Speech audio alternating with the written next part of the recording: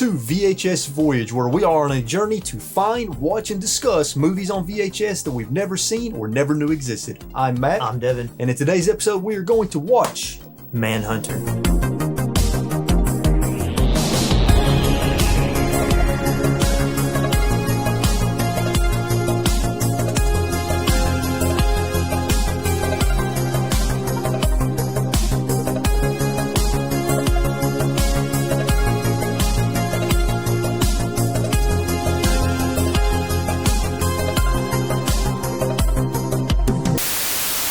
All right, everybody, in today's episode, we're going to talk about a suspense thriller movie called Manhunter, and we're going to kick things off with Devin hitting you all with some facts and information about the movie. What you got for us, Devin? Directed by the legend Michael Mann. Heat, Ali, Collateral, Last of the Mohicans, Black Cat, and I saved the best for last. Not this one, but I saved Thief.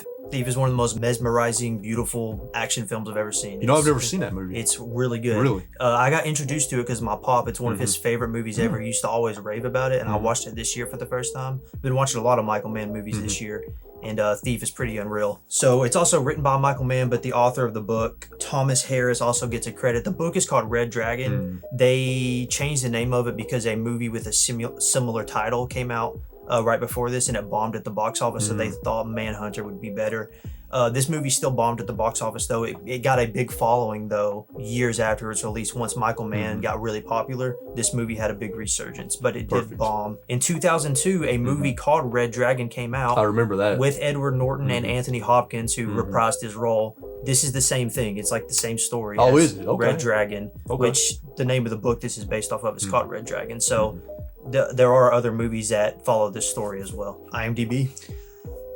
I'm going to go a little higher than I normally guess on this one. I'm going to say 7. 7.2. 8. So close. Yeah, this is this might be the, I don't know for sure, but I think this is the highest rated movie we've reviewed so far. Rotten Tomatoes, audience and critic is available. Okay, Rotten Tomatoes critic, I'm going to go 7 again. 70. It's in the 70s, yes. 75? 77. 77? Okay, that's pretty good.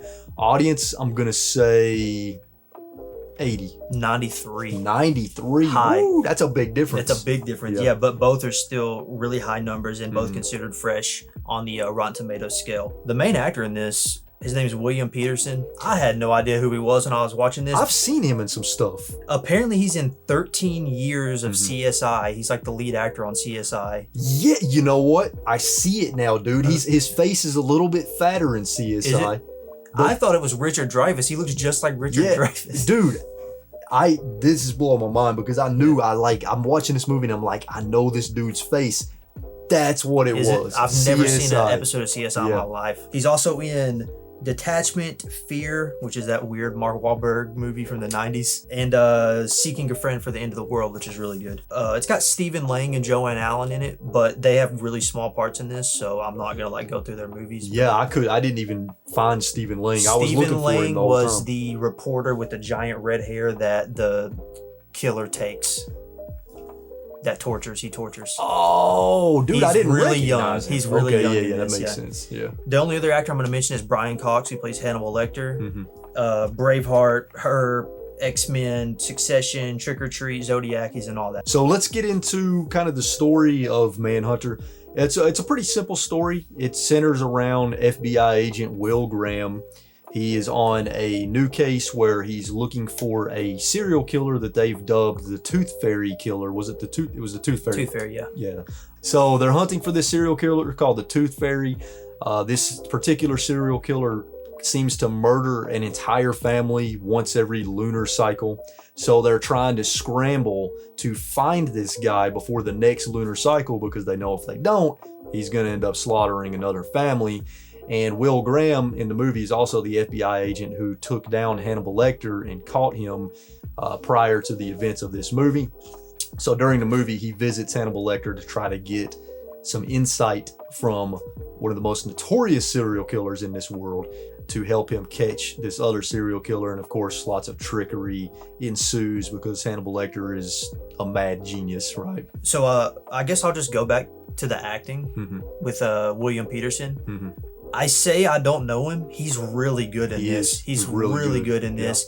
I also just love his character and the way it's written. He's really smart and calculated, and he's almost kind of just as crazy as the killer. And it's actually kind of smart because there's these scenes where he'll like put himself in the killer's shoes and like he'll go over the crime scene as the killer would, like in his mind, and he has like this inner dialogue that you hear. I step into the room.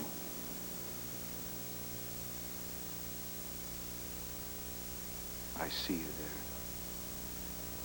And the movie uses real forensics, and it goes like deep into that when a lot of movies don't do that. They like do like a very basic forensic thing. I thought William Petersen was really good. Brian Cox is really good too. Not in it a lot. His performance as Lecter is a little different than like Anthony Hopkins. His is more calm and emotionless and just, it's like he's nothing, which a lot of serial killers, they're void of any form of emotion. So I think he did that really good. Yeah. Yeah. And I'm glad that you mentioned about the character Will Graham, because I watched the Hannibal series on Netflix and it centers around Will Graham and his interaction with Hannibal Lecter while Hannibal Lecter was still free. Oh, okay. And his character in that show is very much just like this. Whenever he views a crime scene, he puts himself in the mind of the killer, and it makes him a little crazy because he's so often putting himself in the minds of these killers, and it makes him a little crazy. And as a matter of fact, in this movie, there was a part that referenced him having go into a psychiatric unit, I believe. Oh, really? Yeah, I think there was a part that referenced him being committed after he captured Hannibal Lecter. Yeah. So yeah, it makes sense that he would be a little crazy. His character feels very real and raw and human. Yes. Very well written, well developed. Which character. is good because it's almost the opposite of the killer. So they're almost like polar opposites. So it works really well. One thing that caught my attention right off the bat in Manhunter is how the movie opened and the score in the opening. It was very just tense and kind of dark. So Michael Mann is really known for like his synths. He loves synthesizers. He still does it to this day, synthesizer, when nobody else is really using synthesizer.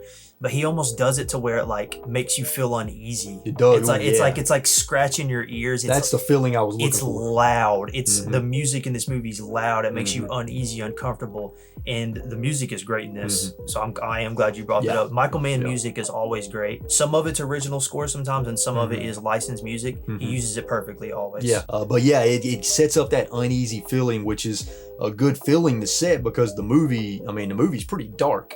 It's intense. It is very intense. It's creepy. And that kind of plays into the lighting and the cinematography and the direction of the overall look and atmosphere of the movie. The whole movie has this kind of just dark, dreary, depressing atmosphere to it. And then about halfway through the movie, you get finally introduced to the actual serial killer, and you have several sequences from the point of view of the serial killer, and you really get to see just how crazy this guy is and what his kind of crazy is. And there's a whole part of the movie where kind of develops a brief relationship with a blind girl, and you see how that affects him, and then you see how delusional and crazy he is because he then thinks that she's cheating on him already, even though he just had a one-night stand basically with her. And he almost there's a scene where he like views the cheating almost as this fantasy, and it like does this shot where like the light comes through the door, and he's almost seeing it through these crazy eyes, and it's this fantasy, but it's nothing like what he sees, and it's really smart.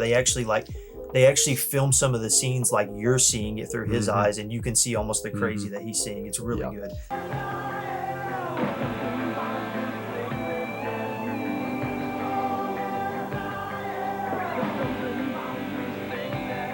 Yeah, but the guy that they picked to play this killer, like, as soon as you see him for the first time, you're like, yeah, that guy that guy looks like a serial killer. He's just creepy. He is creepy. Yeah. What did you think, without giving away any spoilers, what did you think about the final confrontation at the end? I thought it was good. It was intense. The stakes are high for sure. The stakes are high. I mean, you can kind of guess like how, what's going to happen, but at the same time, in the back of my mind, I was like, which direction are they going to go? They could do this. They could do that. I'm not 100% sure, but I actually really enjoyed the ending. I thought it was good. I already mentioned the blind girl, our serial killer, kind of having this brief relationship with the blind girl. After he thinks that she's cheated on him or whatever is going through his mind at that moment, you know, he ends up abducting her, and that whole sequence of her being in his house with him is terrifying because of the fact that you're thinking she's blind. Yeah. So imagine how terrifying that would be if you're blind and you're stuck in a house with some fucking psychopath. Also, since she's blind, you know, her main sense is going to be her hearing, and he's yeah. blasting music through this Yes. house on these giant speakers. So now she can't hear, she can't see. And again, it's making you feel uneasy too. Yeah. It's really creepy. Yeah. You'll get uncomfortable watching this scene. Yeah, there was one point where he like touches her face and then he moves away. Yeah. So he's just like f***ing with her. He's just Yeah. like, let me feel your face, and then he moves away. Going back to cinematography, there's just some really good shots in this. They do a dolly zoom. For those of you that don't know what a dolly zoom is, there's that famous scene in Jaws. Basically, you get close on your subject and you pull the camera away, but as you're pulling away, you zoom in, so it creates this effect that it looks like it's going in, but it's going out at the same time. They do that a lot in this. It's meant to show uneasiness or a change of emotion in the character. Also, maybe my favorite shot from the movie was when that security guard's like eating or whatever, and you just hear this loud ass sound growing and growing and growing, and he turns around and he just screams at the top of his lungs, and that burning body's coming down the way. The burning body. And it just like crashes into the camera and goes to the next scene. I love that. That was great. That was cool.